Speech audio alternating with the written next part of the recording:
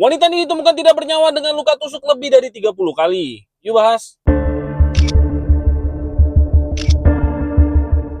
Wanita ini bernama Celeste Mano. Ia adalah seorang wanita berusia 23 tahun yang tinggal di Melbourne, Australia. Celeste adalah seorang lulusan psikologi yang penuh semangat dan dikenal sebagai pribadi yang murah senyum. Suatu hari, Celeste baru saja mendapatkan pekerjaannya di perusahaan outsourcing tenaga kerja bernama Serso. Di tempat bekerjanya, Celeste mengenal seorang pria bernama Lua Tony. Tetapi hubungan mereka tidak pernah benar-benar dekat. Lua Tony yang diketahui memiliki perilaku agresif, pada akhirnya dipecat oleh perusahaan dan meninggalkan perusahaan. Namun ternyata, diam-diam Lua Tony menyimpan perasaan yang sangat kuat terhadap Celeste. Meski bisa dibilang mereka tidak akrab sama sekali. Setelah keluar dari perusahaan tersebut, Lua Tony mulai mengirim pesan pribadi ke Celeste. Awalnya Lua Tony hanya mengirim pesan biasa saja, tapi kemudian berubah menjadi ratusan pesan yang berisikan cinta obsesif, ancaman, bahkan ejekan keji. Celeste yang merasa terganggu mulai memblokir semua akun Lua Tony. Namun Lua Tony tidak pernah berhenti di situ. Ia membuat akun baru, menulis komentar di media sosial Celeste, dan bahkan pernah muncul di dekat tempat tinggalnya Celeste. Celeste yang saat itu mulai menjalin hubungan dengan pria lain merasa sangat terancam. Ia kemudian menghubungi polisi dan membuat laporan penguntitan pada November 2020.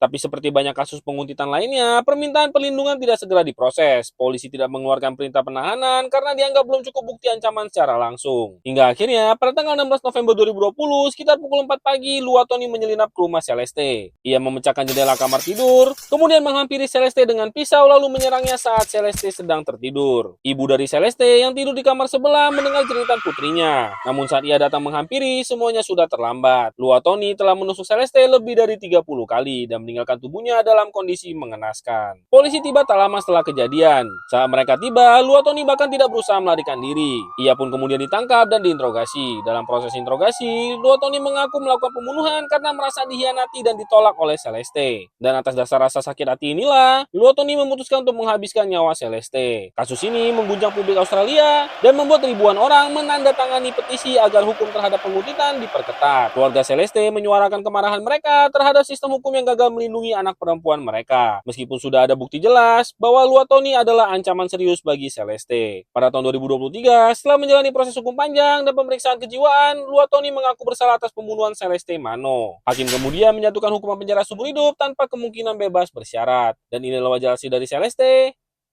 Dan inilah wajah asli dari Lua Tony. Gimana menurut kalian?